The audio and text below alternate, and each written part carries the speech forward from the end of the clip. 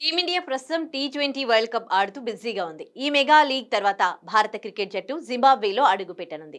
ఈ టూర్లో భాగంగా భారత్ మొత్తం 5 టీ20 మ్యాచ్లు ఆడుతుంది. జూలై 6 నుండి 14 వరకు ఈ సిరీస్ జరుగుతుంది. మొత్తం 5 టీ20లు హరారే స్పోర్ట్స్ క్లబ్లో జూలై 6, 7, 10, 13, 14 తేదీలో జరుగుతాయి. ఈ సిరీస్ కోసం భారత్ సీనియర్లకు రెస్ట్ ఇచ్చి బి టీంను పంపనుందని నివేదికలు చెబుతున్నాయి. ఇందులో భాగంగా ఐపీఎల్లో సత్తా చాటిన రియాన్ పరాగ్, వెంకటేష్ అయ్యర్ ఈ టూర్కి ఎంపిక కానున్నారని సమాచారం.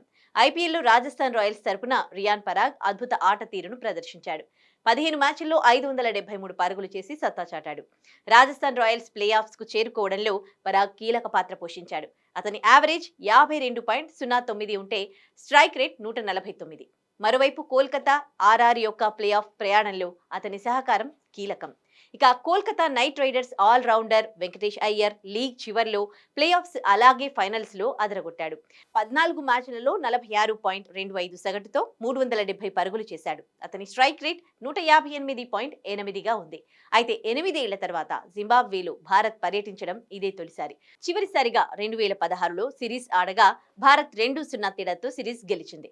ఇప్పటి వరకు 3 సార్లు జింబాబ్వే పర్యటనకెళ్లిన మన క్రికెట్ జట్టు 2 సార్లు సిరీస్ గెలిచింది.